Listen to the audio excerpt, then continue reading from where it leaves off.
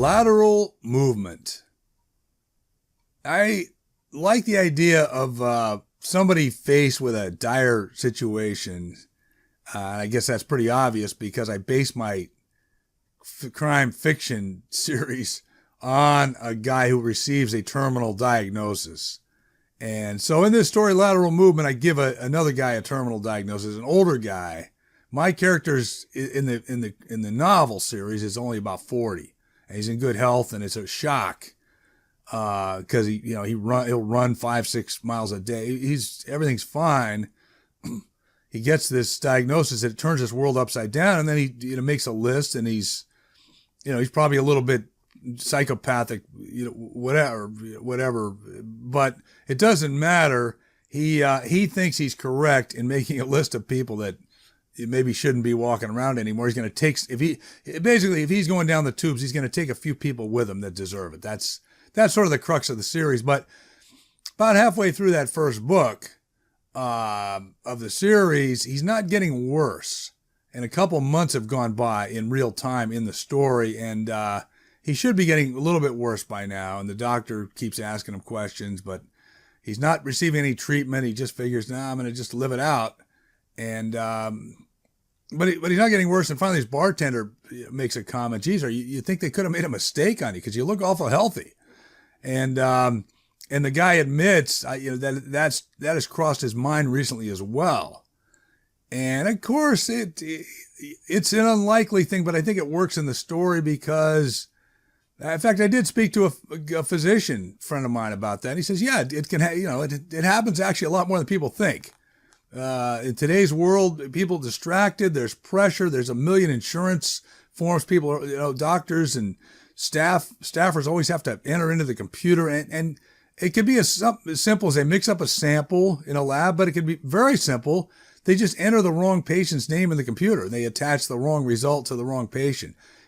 It's not likely, but it can happen, and I think it's likely enough that it's not a 1 in a million shot in a novel.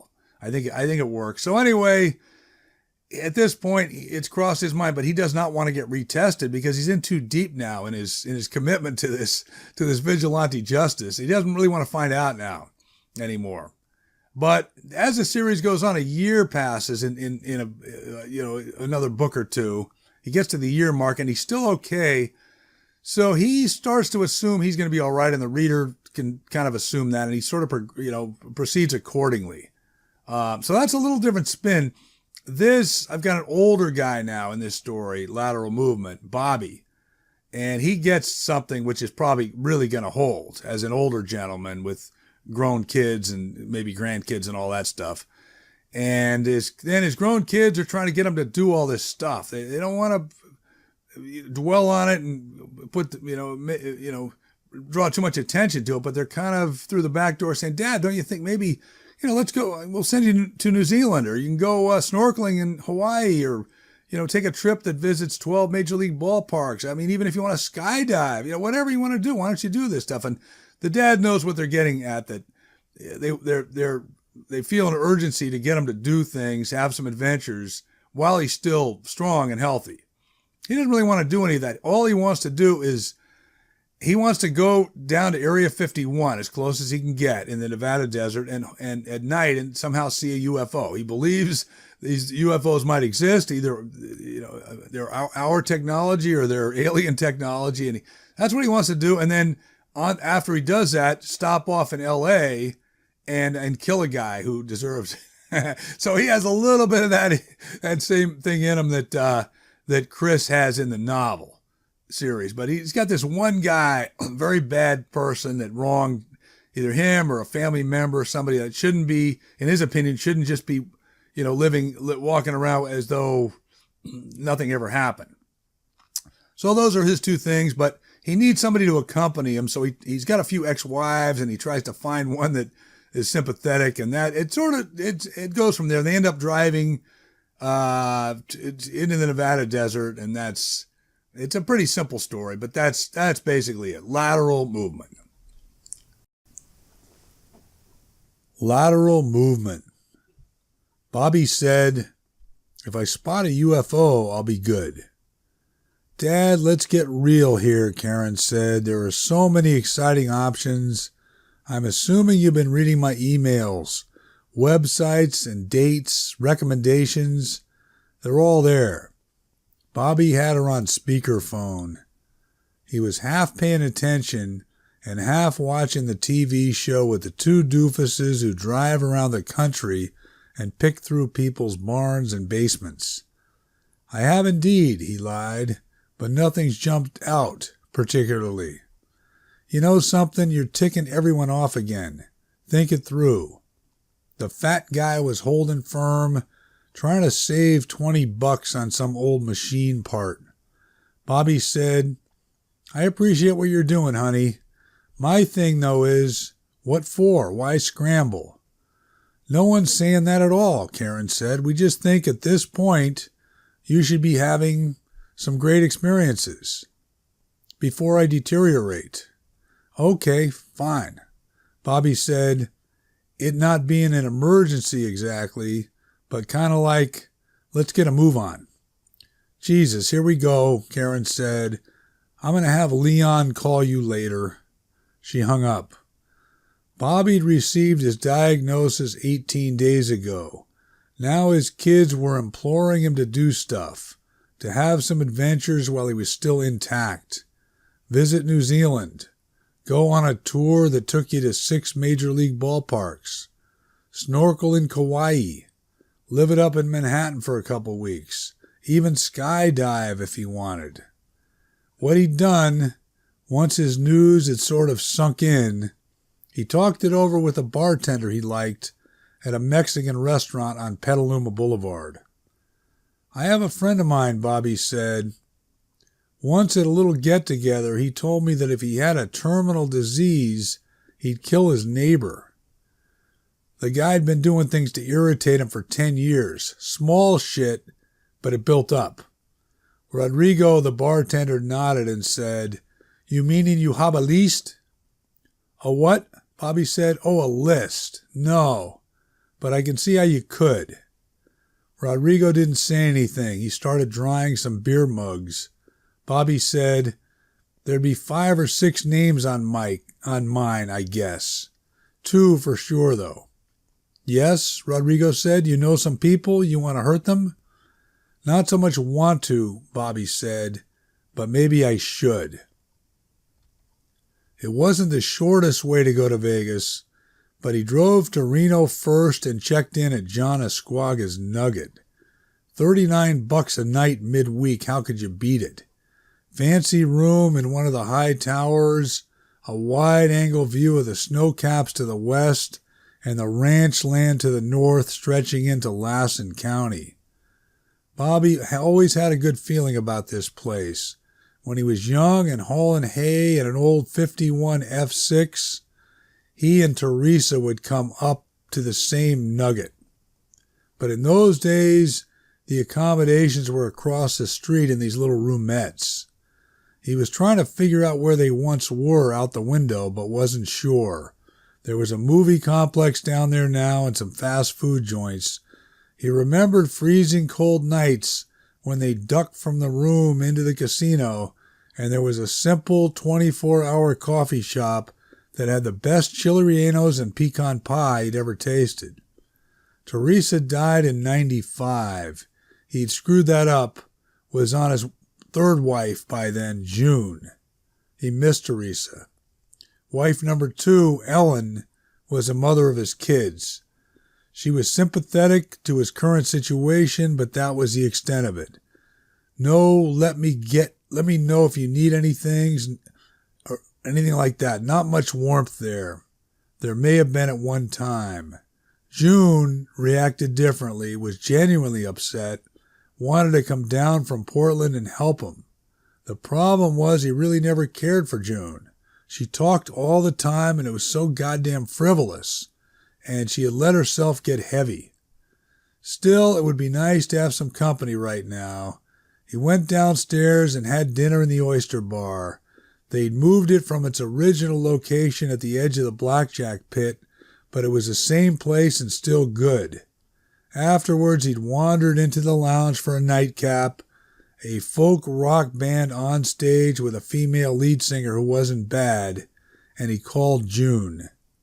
She said give her a couple days to get organized and she'd be there, which was fine with him, no rush checking out. What I'd like to do, Bobby said, is see a UFO and then stop off in LA and maybe kill a guy. June was in the passenger seat sucking on a lifesaver. Very funny, she said. Bobby said, my dad was a space nut. It's a shame he didn't live to see what's coming back these days from the Hubble telescope. That's not UFOs, though, she said. What's that picture out now, the one with Forrest Whitaker? Arrival. I saw it. It's bad science fiction. But you go on YouTube, there's all kinds of stuff. NASA footage, airline pilots who saw shit, and then, of course, Area 51, our deal here. June said, your deal, I'm afraid. But I'm enjoying the drive. It's lovely. They were on US 95 South, 3 hours into it. Nothing but high desert out there. But Bobby agreed there was a soothing quality. You're looking a little thinner. You know what he said? You would have been prouder of me a month ago, she said. I went low carb, but I've been putting some back on. We're really going to Los Angeles, though, after? That would be fun. I haven't been there since 1984. Before my time, then. You went in the ocean? No, we were inland. I understand there was more smog in those days, too. Well, I thought we'd spend a few days at Manhattan Beach, Bobby said. He'd found one of his guys online. The prick was apparently living there now. How wonderful, June said. And you remember I'm a trivia buff. Do you know that's where the Beach Boys surfed? They didn't surf. That was all fake, Bobby said. They spent the night on the Vegas Strip, Caesar's Palace.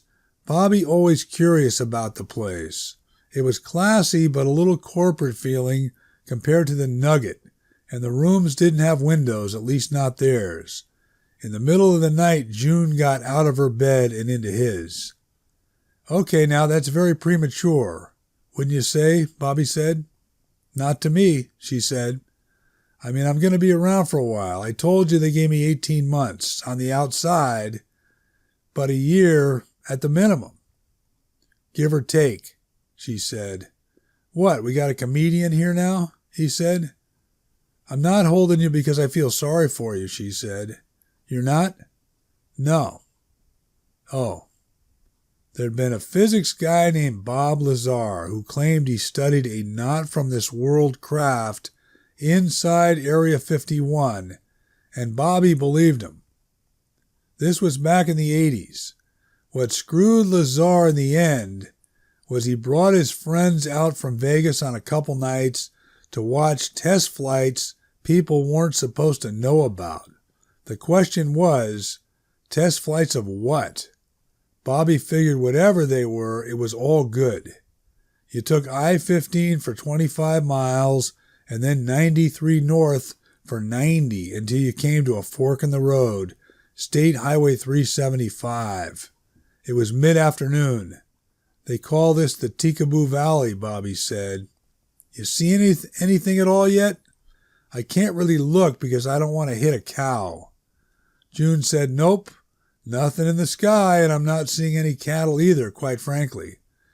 Well, they tell you to be on the lookout this stretch. You thirsty, though? It felt like the middle of nowhere, but there was a little town coming up if Bobby had it calculated right. 50 residents and a cafe that was popular with the UFO hunter crowd. I'll admit that does sound inviting right now, June said. But something you said, you'd kill someone? I'm not sure, Bobby said. You dismissed that as a big joke, though. Yes, but I've been turning it over a bit. I'm not saying I can understand it exactly, but you can see it. June didn't say anything. There's a logic to it that you wouldn't have considered, Bobby said, right? Because I'm personally going down the tubes either way. Please, will you stop saying that? This guy, Bobby said, he did something to someone I once knew. It festers. He shouldn't be walking around. As though nothing happened, June said. They were turning into the gravel parking lot, the little cafe sign flashing on and off, missing some bulbs. Yeah, Bobby said. Geez, you sound like me now. There were 2 old-timers sitting at the counter, and that was about it. How would you do it? June said after the waitress took their order. I don't know. Size up the situation, then work it out. Maybe a baseball bat. An RV pulled up outside, and 2 couples came in talking loud and laughing. They were telling UFO stories. One of the men said he'd seen one 20 years ago in Prescott, Arizona, but none since. The waitress took their plates, and Bobby asked what she recommended for dessert, and she said the pecan pie, and he said that sounded just fine. If it wasn't as good as he remembered the old nugget being, it was pretty darn close. How's yours? He asked June. Amazing, actually. Who would have thought? And the coffee, he said, just the right strength to wash it down. The whole 9 yards, pretty special. Let's go to Nova Scotia, June said. Say, what now? It's not complicated, she said. We get back in the car, we figure out where northeast is, and we angle in that direction. Bobby let it hang for a while. Well, we might get lost along the way, though, he said. We might, June said.